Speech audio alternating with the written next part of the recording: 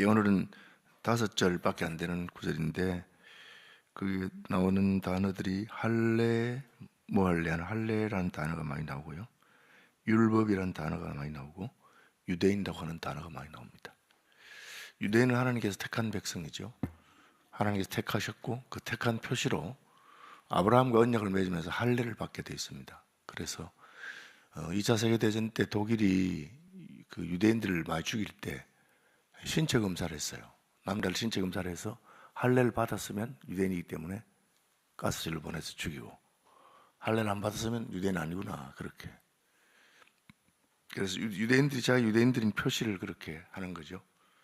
뭐 나라와 민족에 따라서 몸에, 얼굴에다가 이렇게 인디안들이 막 상처를 내거나 그림을 그리거나 그렇게 하기도 하고, 또 특별한 옷을 우리 같으면 옛날에 한복을 입는다든지 뭐 그런 것을 통해서 자기가 어떤 민족인지 하는 것을 보여주는 것이 있습니다.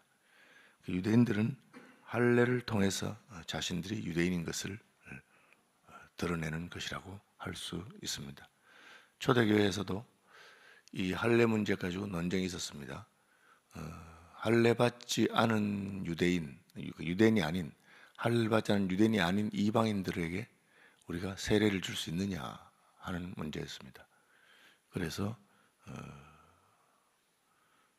베드로가 그 고넬료 집에 가서, 고넬료는 이방인인데 전도하다가 성령이 임하시는 것을 보고 세례를 베풀었습니다. 그러니까 유대인들이 발끈해가지고 성령을 받고 세례를 베풀고 하는 것은 유대인들에게 주어진 거라고 생각했습니다. 그럼 이방인들은 먼저 유대인이 된 다음에, 할례를 받고 유대인이 된 다음에 교인이 돼야 되는 거 아니냐 그랬는데, 베드로가 그 사건을 설명하면서 나도 세례 줄 마음이 없었다. 그런데 성령께서 임하셨다. 처음 우리에게 임하신 것처럼 성령께서 임하셨다. 하나님이 자기 백성이라고 성령을 보내셔서 증거했는데 우리가 그것을 막을 수가 없다. 그래서 내가 세례를 주게 됐다. 15장에, 사도행 15장의 그 예루살렘 공회에서는 이 사건을 중심으로 다루면서 바울 사도가 이방인에게 복음 전가하는 것 관련해서 이방인들이 할례를 받지 않아도 된다, 유대인이 되지 않아도 된다, 그냥 하나님 백성으로 바로 갈 수 있다, 그런 논쟁이 있는 겁니다. 어쨌든 유대인들은 할례에 대해서 굉장히 자부심과 긍지를 가지고 있습니다. 그것이 아브라함과 맺은 언약의 표시입니다. 하나님이 아브라함을 유대인의 조상으로 세우고 또 복의 근원으로 세우고 할 때 아브라함과 언약을 맺으면서 할례를 베풀었습니다. 너하고 나하고 사이에 약속을 했으니까 약속의 표시를 하자. 여러분, 그 삼국지에 보면은 유비, 관우, 장비가 형제가 된다, 형제를 하면서 복숭아밭에서 결의를 하죠. 그게 도원결의라고 합니다.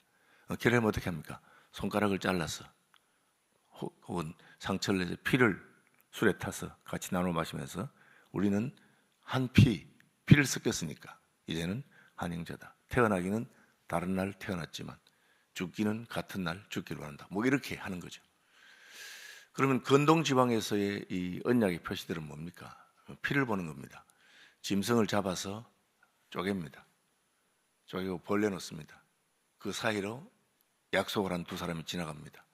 그러면 이거는 약속을 어기는 사람은 이렇게 쪼개서 죽여진 짐승처럼 그렇게 될 것이다 하는 그런 언약입니다. 우리가 심각하게 약속을 하는 것이죠. 그래서 오늘 같으면 이제 도장 찍고 뭐 법원에 등기하고 하는 것처럼 그건 국가가 이 약속을 보증해 준다, 뭐 그런 뜻이겠죠. 하나님께서는 아브라함에게 할례 언약을 맺으시면서, 할례는 아시는 대로 오늘날 말하면 포경수술 같은 겁니다. 남자의 생식기 끝을 자르는 것이죠. 이 생식기라고 하는 것은 생명을 상징하는 겁니다. 그래서 이 언약을 지키지 않으면 나는 죽는다, 약속을 지키겠다, 그리고 생식기를 통해서 후손이 나기 때문에 나와 내 후손이, 우리 집안이 다 그렇게 하겠다 하는 가부장적인 사회에서 그 자기가 대표로서 그런 언약의 표시라고 하는 것입니다. 그러니까 유대인들은 이 언약에 대해서 굉장히 엄하게 생각합니다. 여러분 아시는 대로 그 여호수아서에 보면은 여호수아가 기브온 족속에게 속아서 멀리서 왔다는 말도 없고 언약을 맺는데 살려주겠다고 언약을 맺었습니다. 며칠 지나보니까 멀리 있지 않고 하나님이 정복하라고 한 그 가나안 사람이었어요. 그러니까 여호수아가 속았잖아요. 속았지만 그들을 죽이지 못했어요. 여호수아서 9장에 보면 하나님의 이름으로 언약을 맺었기 때문에 죽일 수 없었어요. 그럼 하나님께서 왜 속았는데 그 죽이지 말게 하셨느냐? 그것은 하나님이 언약이 얼마나 중하고 언약을 맺었다는 것은 바꿀 수 없다는 표시라는 것을 보여주기 위해서요. 만약에 하나님이 예수 믿으면 구원 받는다고 그렇게 약속했는데 천국 갔더니만은 내 마음이 변했다.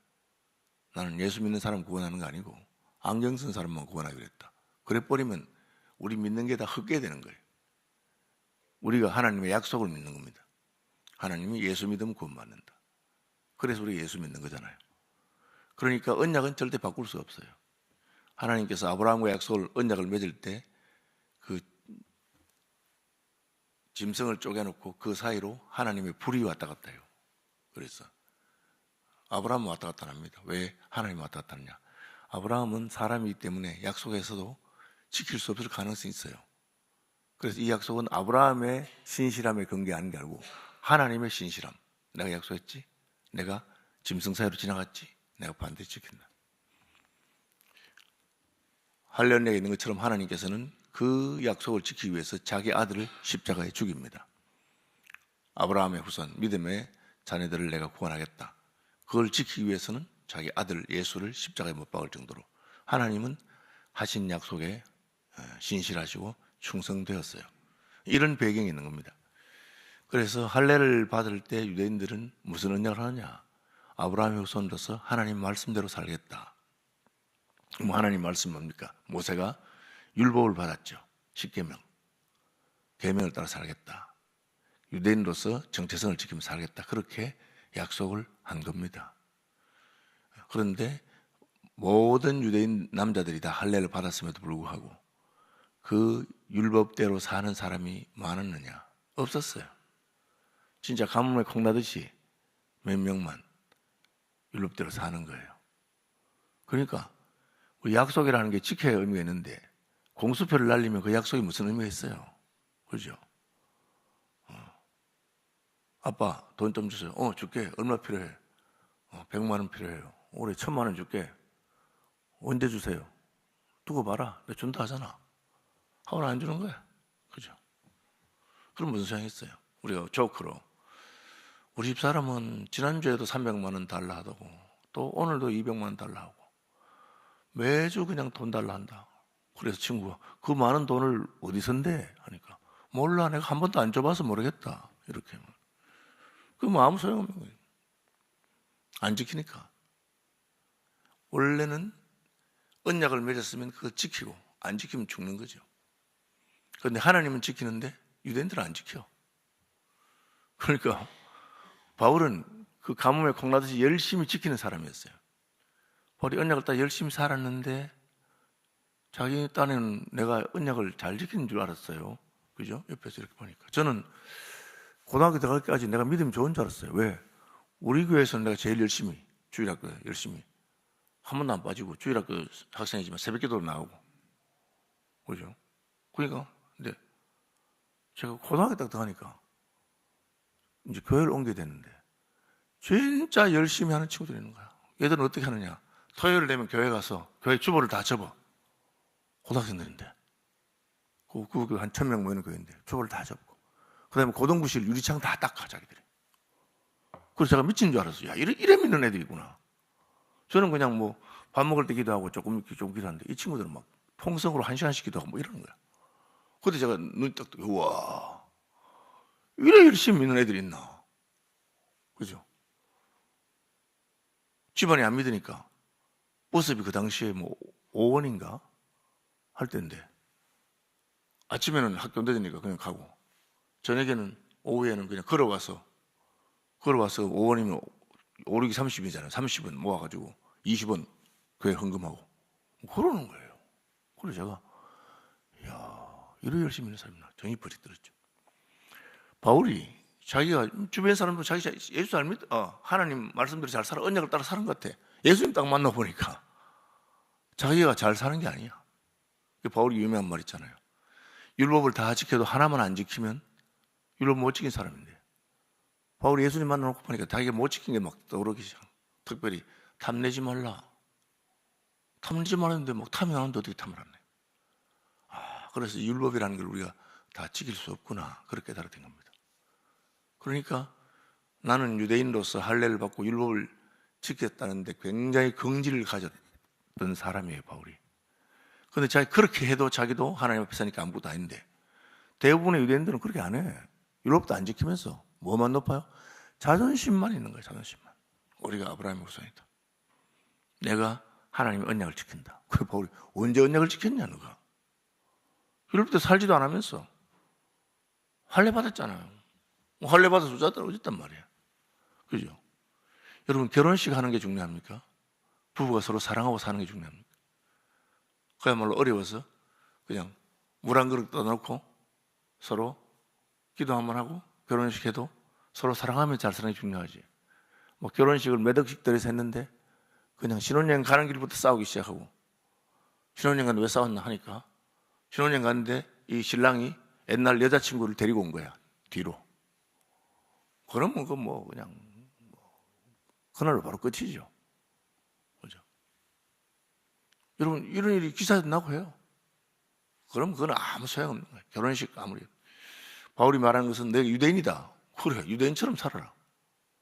유대인이라는 것은 아브라함의 후손이죠. 너희가 아브라함의 자손이면 아브라함의 행사를 할 것인데, 아브라함 자손인데 아브라함처럼 안 하네. 아브라함은 어떻게 했습니까? 자기 아들을 하나님께서 바치라니까 두 말 안 하고 100세에 아들을 바쳤어요. 그게 하나님 됐다는 거예요. 그 바람 됐다는 거예요. 자기도 아니고 자기 아들의 목숨을 바친다니까. 그러니까 아브라함아, 닌 진짜 나하고 뜻이 통한다. 나도 너의 후손을 위해서 내 아들을 내겠다. 하나님 그렇게 강력한 의지를 가지고 아브라함의 후손을 향해서 그렇게 하는데, 이게 뭐 육체적으로 아브라함의 후손들이 율법도 안 지키면서 지멋대로 살면서 하는 건 뭐냐? 지키는 척 해요. 지키는 척. 그죠? 경건한 척 하는 거죠. 회당과 거리 어귀에서 막 기도하는 척하고 사람들 보는데 그걸 보고 예수님 제일 싫어하는 외식이라. 그러니까 유대인이라도 뭐 아무 소용없는 거예요. 여러분, 죄송합니다. 제가 목사가 돼서 수십 년이 됐잖아요. 그럼 다른 사람들은 목사님이니까 그래도 거룩하고 경건하게 살 줄로 다 기대하고 있는데, 실제로는 막 그냥 일반 평신도보다 훨씬 더 못해. 그럼 우리가 뭐라 하겠어요? 뭐 하려고 목사 됐노 저거? 뭐라고 목사 그냥 교인도 있지. 그렇게 말하지 않겠어요? 유대인들이 자랑하지 않고 우리가 유대인이지만 아브라함의 후손이지만 참 부끄럽다. 참 우리 조상 아브라함은 하나님을 그렇게 사랑했는데 우리 그렇게 못해서 참 창피하다. 그러면 누가 뭐라 하겠어요? 우리는 아브라함의 후손이고 우린 유대인이고 할례 받았고 그렇게 말하면서 실제로는 없으니까 바울이 하고 싶은 말은 때려치우고 유대인 뭐 그런 얘기 하지 말고 율법이나 제대로 지키면서 말하든지 말씀대로 살면서 하든지, 율법은 안 지키면서 뭐. 교회 똑같잖아요. 신약에는 세례입니다. 할례도 생명의 근원 생식기를 자른 것으로 죽음을 상징한다면 세례도 물에 빠져 죽이는 거예요.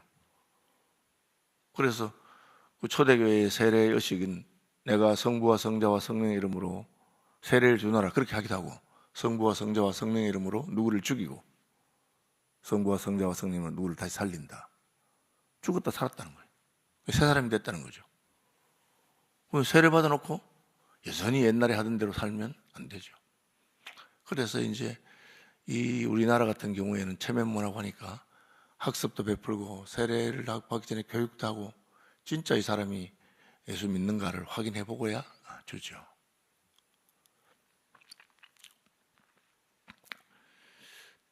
D.L. 무디라고 있어요. D.L. 무디 아시죠? 이 사람은 신학교 나온 사람도 아니고 그냥 구두 수선하고 하다가 예수 믿고 은혜를 받아가지고 그 애들한테 전도를 해서 주일학교를 만든 사람이라 할 수 있어요.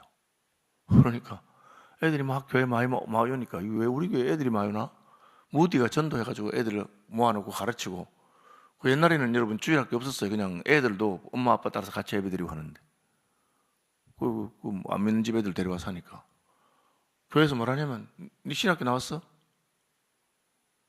신학교도 안 나온 게 왜 가르치고 그래? 그러니까 무디가 뭐라 했느냐? 맞습니다. 저도 제가 안 가르치면 참 좋겠습니다. 전 실력도 없고 그런데. 근데 신학교 나온 분들이 아무도 어린이 전도도 안 하고 안 하니까 그런 분 좀 보내서 좀 하게 해주세요. 그러니까 뭐 신학한 게 무슨 유익이겠어요. 그죠? 제가 SFC 간사를 그만두게 됐을 때 저는 너무 화가 나서 하나님한테, 하나님 제가 이날까지 간사하면서 충성 안 한 게 뭐 있으며 고생하고 헌신하고 다 했는데 왜 저를 복직을 안 시켜주고 이렇게 날립니까? 저 그것 때문에 집사람하고 둘이 100일 동안 철야 했잖아요. 철야 나중에 하나님, 야야, 너 왜 그러나? 너가 SFC 뭐 간사 이름 때문에 그러나? 그냥 캠퍼스 나가서 전도하고 청년들 사이에라 아무도 말리는 사람 없다. 지금 네가 내한테 기분 나빠하는 것은 왜 간사라고 하는 그 자리를 안 주냐? 그래서 장로 투표하면 마음이 상해서 떨어진 분들이 막 상하기도 하고 교회를 떠나기도 합니다. 거기 말하자면 아니 장로라고 하는 이름은 없어도 네가 장로 노릇 하면 될 거 아니가? 장로처럼 그 역할을 하면 되는 거 아니야? 여러분 교회에서도 진짜 목자 역할을 하는 분 딴 분일 수 있어요. 목사는 뭐 그냥 이름만 가지고 있고 그럼 뭐 이름이 뭐가 중요하냐? 바울이 계속 말하는 게 겁니다. 표면적 유대인은 그 중요한 게 아니고 이면적 유대인이 중요하고 유대인의 이름이 중요한 게 아니고 실제로 하나님의 백성처럼 살아라. 그렇게. 에스더는 유대인인데도 자기 유대인은 말도 안 했어요. 말을 하잖아. 오빠가 말하지 마라 했거든. 유대인이라고 말하지 마라. 그러다가 딱 결정적인 순간이 오니까 자기 목숨을 걸고 왕에게 나가서 우리 민족을 살려주십시오. 네 어느 민족인데? 제가 유대인입니다. 그렇게 해서 자기 민족을 구원하게 됩니다. 교회도 마찬가지고 겉으로 드러나는 것, 할례 받은 것, 무슨 안수 받은 것, 무슨 직분 받은 것, 뭐 자리 차지하는 것, 그거 나쁜 건 아니에요. 그냥 교회에 있는 제도고, 그죠? 율법도 다 할례도 다 제도잖아요. 그런데 그래가지고 뭐 주일 성수도 뭐겠어요? 주일 성수도 그냥 주일날 교회 와서 앉아 있는 거 그게 아니고 진짜 하나님을 만나고 영과 진리로 예배하는 거 그게 없으면 그럼 말라고 와서 앉아 있나 그냥 집에 가 있지. 그 말하고 똑같습니다. 바울이 계속해서 말하는 것은 할례든지 유대인이든지 표면적 육신의 할례나 표면적 유대인이 아니고 중심에서부터 하나님이 보시는 그것을 잘해라.